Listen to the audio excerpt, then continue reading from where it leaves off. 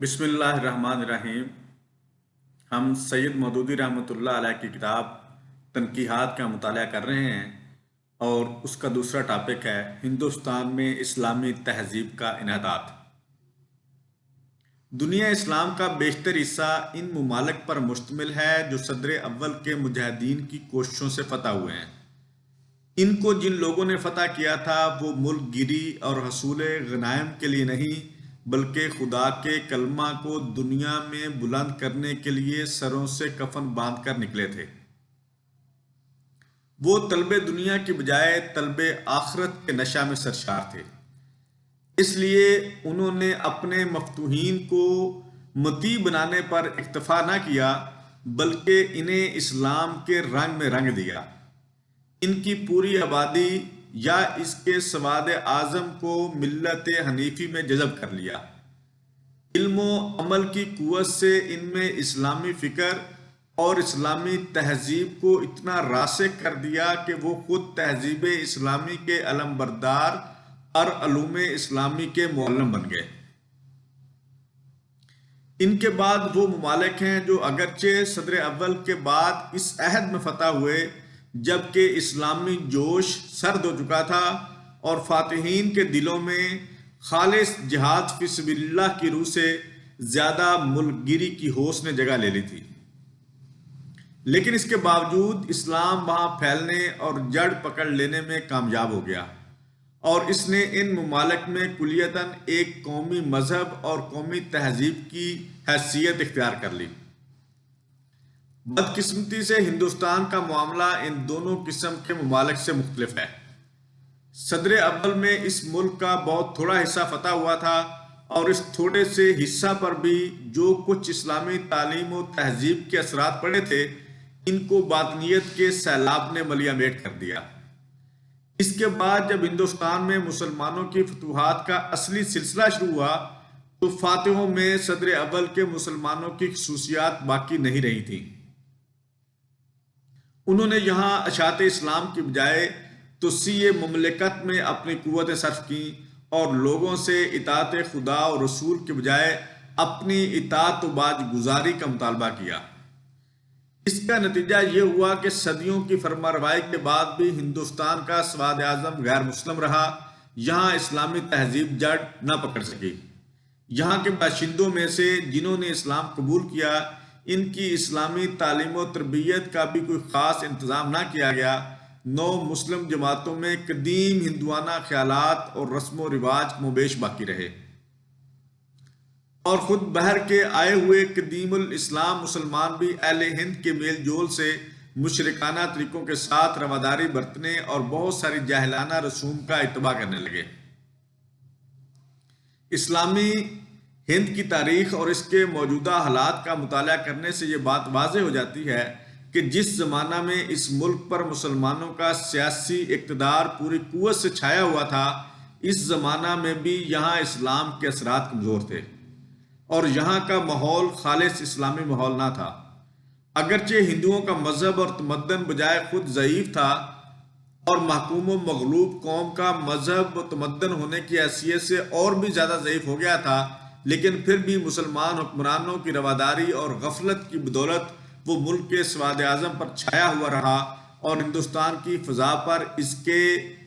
مستولی ہونے اور خود مسلمانوں کی اسلامی تعلیم و تربیت مکمل نہ ہونے کی وجہ سے یہاں کے مسلمانوں کا ایک بڑا حصہ اپنے عقائد اور اپنی تہذیب میں کبھی اتنا صحیح اور پختہ اور کامل مسلمان نہ ہو سکا جتنا وہ خالص اسلامی ماحول میں ہو سکتا تھا۔ 18ویں صدی عیسوی میں وہ سیاسی اقتدار بھی مسلمانوں سے چھن گیا جو ہندوستان میں اسلامی تہذیب کا سب سے بڑا سہارا تھا۔ پہلے مسلمانوں کی سلطنت متفرق ہو کر چھوٹی چھوٹی ریاستوں میں تقسیم ہوئی، پھر مراٹھوں اور سکھوں اور انگریزوں کے سیلاب نے ایک ایک کر کے ان ریاستوں میں سے بیشتر کا خاتمہ کر دیا۔ اس کے بعد قضاء الہی نے انگریزوں کے حق میں اس ملک کی حکومت کا فیصلہ صادر کیا، اور ایک صدی کا زمانہ نہ گزرا تھا کہ مسلمان اس سرزمین میں مغلوب و محکوم ہو گئے جس پر انہوں نے صدیوں حکومت کی تھی۔ انگریزی سلطنت جتنی جتنی پھیلتی گئی، مسلمانوں سے ان کی طاقتوں کو چھینتی چلی گئی۔ جن کے بل پر ہندوستان میں اسلامی تہذیب کسی حد تک قائم تھی۔ اس نے فارسی اور عربی کی بجائے انگریزی کو ذریعہ تعلیم بنایا، اسلامی قوانین کو منسوخ کیا، شرعی عدالتیں توڑ دیں، دیوانی اور فوجداری معاملات میں خود اپنے قوانین جاری کیے، اسلامی قانون کے نفاذ کو خود مسلمانوں کے حق میں صرف نکاح و طلاق وغیرہ تک محدود کر دیا، اور اس محدود نفاذ کے اختیارات بھی قاضیوں کی بجائے عام دیوانی عدالتوں کے سپرد کر دیے، جن کے حکام عموماً غیر مسلم ہوتے تھے اور جن کے ہاتھوں محمدن لا روز بروز مسخ ہوتا چلا جا رہا ہے۔ اس پر مزید یہ کہ ابتداء سے انگریزی حکومت کی پالیسی یہ رہی کہ مسلمانوں کو معاشی حیثیت سے پامال کر کے ان کے اس قومی فخر و ناز کو کچل ڈالے جو ایک حاکم قوم کی حیثیت سے صدیوں تک ان کے دلوں میں پرورش پاتا رہا ہے۔ چنانچہ ایک صدی کے اندر اندر اس پالیسی کی بدولت اس قوم کو مفلس، جاہل، پست خیال، فاسد الاخلاق اور ذلیل و خوار کر کے چھوڑا گیا۔ اس گرتی ہوئی قوم پر آخری ضرب وہ تھی جو 1857 کے ہنگامہ میں لگی۔ اس نے مسلمانوں کو صرف سیاسی قوت کا خاتمہ نہیں بلکہ ان کی ہمتوں کو بھی توڑ دیا، ان کے دلوں پر مایوسی اور احساس ذلت کی تاریک گھٹائیں مسلط کر دی، ان کو انگریزی اقتدار سے اتنا مروب کیا کہ ان میں قومی خودداری کا شائبہ تک باقی نہ رہا، اور ذلت و خواری کی انتہائی گہرائیوں میں پہنچ کر وہ ایسا سمجھنے پر مجبور ہو گئے کہ دنیا میں سلامتی حاصل کرنے کا ذریعہ انگریز کی اطاعت، عزت حاصل کرنے کا ذریعہ انگریز کی خدمت اور ترقی کرنے کا ذریعہ انگریز کی تقلید کے سوا اور کوئی نہیں ہے، اور ان کا اپنا سرمایہ علم و تہذیب جو کچھ بھی ہے ذلیل، سبب ذلت اور موجب نکبت ہے۔ 19ویں صدی کے نصف دوم میں جب مسلمانوں نے سنبھل کر پھر اٹھنے کی کوشش کی تو وہ دو قسم کی کمزوریوں میں مبتلا تھے۔ ایک یہ کہ وہ فکر و عمل کے اعتبار سے پہلے ہی اسلامی عقائد اور تہذیب میں پختہ نہ تھے، اور ایک غیر اسلامی ماحول اپنے جہلی افکار اور تمدن کے ساتھ ان کو گھیرے ہوئے تھا۔ دوسرے یہ کہ غلامی اپنے تمام عیوب کے ساتھ نہ صرف ان کے جسم پر بلکہ ان کے قلب و روح پر بھی مسلط ہو چکی تھی، اور وہ ان تمام قوتوں سے محروم کر دیے گئے تھے جن سے کوئی قوم اپنے تمدن اور تہذیب کو برقرار رکھ سکتی ہے۔ اس دوہری کمزوری کی حالت میں مسلمانوں نے آنکھیں کھول کر دیکھا تو انہیں نظر آیا کہ انگریزی سلطنت نے اپنی ہوشیاری سے معاشی ترقی کے تمام دروازے بند کر دیے ہیں اور ان کی کنجی انگریزی مدرسوں اور کالجوں میں رکھ دی ہے۔ اب مسلمانوں کے لیے اس کے سوا کوئی چارہ نہ تھا کہ وہ انگریزی تعلیم حاصل کریں۔ چنانچہ مرحوم سر سید احمد خان کی رہنمائی میں ایک زبردست تحریک اٹھی جس کے اثر سے تمام ہندوستان کے مسلمانوں میں انگریزی تعلیم کی ضرورت کا احساس پیدا ہو گیا۔ پرانے لوگوں کی مخالفت بیکار ثابت ہوئی۔ دولت، عزت اور اثر کے لحاظ سے قوم کی اصلی طاقت جن لوگوں کے ہاتھ میں تھی انہوں نے اس نئی تحریک کا ساتھ دیا۔ ہندوستان کے مسلمان تیزی کے ساتھ انگریزی تعلیم کی طرف بڑھے۔ قوم کا تھلچٹ پرانے مذہبی مدرسوں کے لیے چھوڑ دیا گیا تاکہ مسجدوں کی امامت اور مکتبوں کی معلمی کے کام آئے، اور خوشحال طبقوں کے بہترین نونہال انگریزی مدرسوں اور کالجوں میں بھیج دیے گئے تاکہ ان کے دل و دماغ کے سادہ اوراق پر فرنگی علوم و فنون کے نقوش ثبت کیے جائیں۔ یہ 19ویں صدی کے آخری چوتھائی کا زمانہ تھا۔ یورپ میں اس وقت مادیت انتہائی عروج پر تھی۔ 18ویں صدی میں سائنس پوری طرح مذہب کو شکست دے چکی تھی۔ جدید فلسفہ اور نئے علوم حکمت کی رہنمائی میں سیاسیات، معاشیات، اخلاقیات اور اجتماعیات کے پرانے نظریے باطل ہو کر نئے نظریے قائم ہو چکے تھے۔ یورپ میں ایک خاص تہذیب پیدا ہو چکی تھی جس کی بنیاد کلیتاً انہی جدید نظریوں پر قائم تھی۔ اس انقلاب عظیم نے زندگی کے عملی معاملات سے تو مذہب اور ان اصولوں کو جو مذہبی رہنمائی پر مبنی تھے کلی طور پر خارج کر ہی دیا تھا۔ البتہ تخیل کی دنیا میں مذہبی اعتقاد کی تھوڑی سی جگہ باقی رہ گئی تھی، سو اب اس کے خلاف زبردست جنگ جاری تھی۔ اگرچہ علوم حکمت میں سے کسی علم نے بھی کائنات کے الہی نظریہ کے خلاف کوئی ثبوت جس کو ثبوت کہا جا سکتا ہو بہم نہیں پہنچایا تھا، مگر اہل حکمت بغیر کسی دلیل کے محض اپنے رجحان طبیعت کی بنا پر خدا سے بیزار اور الہی نظریہ کے دشمن تھے، اور چونکہ انہی کو اس وقت دنیا کی عقلی اور علمی امامت کا منصب حاصل تھا، اس لیے ان کے اثر سے خدا سے بیزاری، تھیوفوبیا کا مرض ایک عام وبا کی طرح پھیل گیا۔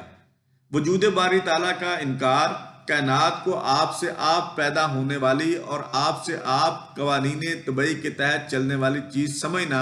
خدا پرستی کو تہم پرستی قرار دینا، مذہب کو لغو اور مذہبیت کو تنگ نظری اور تاریک خیالی کہنا، اور نیچریت یعنی نیچرلزم کو روشن خیالی کا ہم معنی سمجھنا اس وقت فیشن میں داخل ہو چکا تھا۔ ہر شخص خواہ وہ فلسفہ و سائنس میں کچھ بھی دست نگاہ نہ رکھتا ہو اور اس نے خود ان مسائل کی تحقیق میں ذرا برابر بھی کوشش نہ کی ہو، صرف اس بنا پر ان خیالات کا اظہار کرتا تھا کہ سوسائٹی میں وہ ایک روشن خیال آدمی سمجھا جائے۔ روحانیت، اسپرچولزم یا فوق و طبیعت، سپر نیچرلزم کی تائید میں کچھ کہنا اس وقت کفر کا درجہ رکھتا تھا۔ اگر کوئی بڑے سے بڑا سائنسدان بھی اس قسم کے کسی خیال کا اظہار کرتا، سائنٹیفک حلقوں میں اس کی ساری وقت جاتی رہتی، اس کے تمام کارناموں پر پانی پھر جاتا اور وہ اس قابل نہ رہتا کہ اسے کسی علمی جماعت کی رکنیت کا شرف بخشا جائے۔ 1859 میں ڈارون کی کتاب اصل الانواع اوریجن آف سپیشیز شائع ہوئی، جس نے نیچریت اور دہریت کی آگ پر تیل کا کام کیا۔ اگرچہ ڈارون کے دلائل جو اس نے اپنے مخصوص نظریہ ارتقاء کی تائید میں پیش کیے تھے، کمزور اور محتاج ثبوت تھے۔ اس سلسلہ ارتقاء میں ایک کڑی نہیں بلکہ ہر موجود کڑی کے آگے اور پیچھے بہت سی کڑیاں مفقود تھیں۔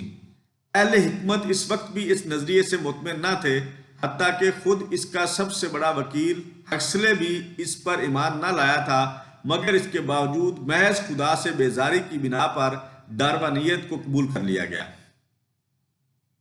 اس کو حد سے زیادہ تشہیر کی گئی اور مذہب کے خلاف ایک زبردست آلہ کے طور پر اسے استعمال کیا گیا، کیونکہ اس نظریہ نے اہل حکمت کے زوم باطل میں اس دعوے کا ثبوت فراہم کر دیا تھا، حالانکہ دراصل اس نے ایک دعویٰ کیا تھا جو خود محتاج ثبوت تھا کہ کائنات کا نظام کسی فوق و طبی قوت کے بغیر آپ سے آپ طبعی قوانین کے تحت چل رہا ہے۔ اہل مذہب نے اس نظریہ کی مخالفت کی اور برٹش ایسوسی ایشن کے جلسہ میں بشپ آف آکسفورڈ اور گلیڈسٹین نے اپنے خطابت کا پورا زور اس کے خلاف صرف کیا، مگر شکست کھائی، اور آخرکار اہل مذہب سائنٹیفک دہریت سے اس قدر مرعوب ہوئے